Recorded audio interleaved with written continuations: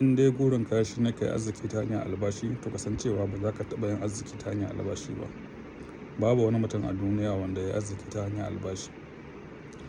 Abin da zai sanya ka gane haka shine akwai ƙwararren ɗan damben nan da ake kira Mike Tyson. Shi wannan mutumi tun yana ɗan shekara 20, abin da ya mallaka ta hanyar biyan shi albashi da ake yi ta hanyar damben da yake yi, wato boxing ɗin da yake yi, ya mallaki kuɗi, zunzurutun kuɗi sun kai dala miliyan 300. Amma kafin wani lokaci wannan mutumin sai da ya zamanto cewa ba shi da ko sisi a rayuwarsa.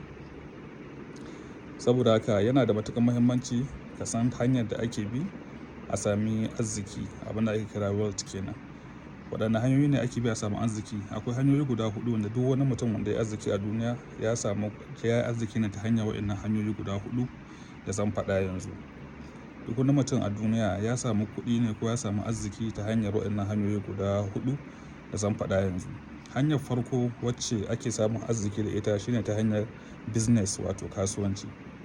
Wannan hanya ita ce hanya mafi yawan mutane wanda suka samu arziki a cikinta. Mafi yawancin mutane waɗanda suka samu arziki a rayuwarsu sun samu kuɗi ne ta hanyar wato kasuwanci. Wannan yana da matuƙar muhimmanci, kuma abin da ya sanya kasuwanci ya zamanto cewa ita ce kusan hanya mafi bayar da arziki a duk wata hanya ta samun arziki a duniya shine. Shi kasuwanci akwai wasu dokoki na samun arziki wanda duk mutumin da yake so ya samu arziki to dole sai ya bi su. Ba zan faɗi wannan hanyoyin ba yanzu, amma dai akwai su nan gaba, watakila a wani bidiyo zan faɗe su. To shi kasuwanci ya cika waɗannan hanyoyin gaba ɗaya wanda ake bi a samu arziki. Saboda haka hanya ta farko wanda ake samun arziki a cikinta shine hanyar kasuwanci.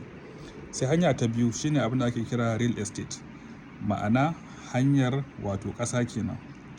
Ita wannan hanyar tana ɗaya daga cikin hanyoyi guda huɗu waɗanda ake samun arziki a cikinsu.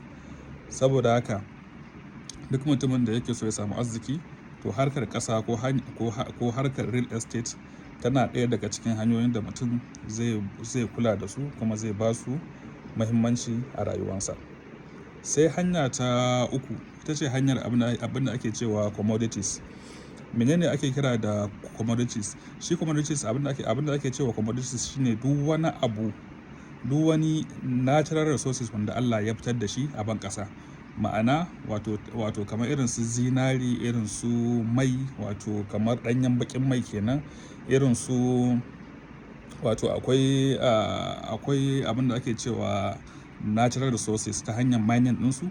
Wannan ko kuma ta hanyar duk wani abu wanda Allah ya fitar da shi da ban ƙasa, misali ta hanyar noma, ta hanyar kiwo, ta hanyar duk waɗannan abubuwa ne waɗanda za a iya samun arziki a cikinsu.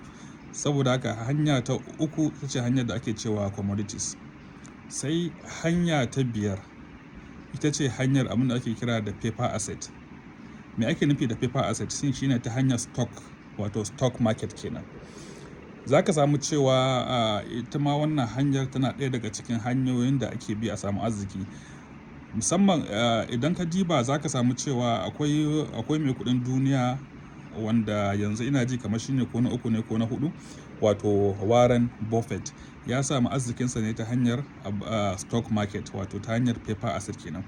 Idan ka diba irin su Dangote sun samu arzikinsu ne ta hanyar business, wato kasuwanci. In ka duba irin su Bill Gates sun samu kuɗinsu ne ta hanyar kasuwanci. In ka diba Elon Musk, shi ma ya samu kuɗinsa ne ta hanyar kasuwanci.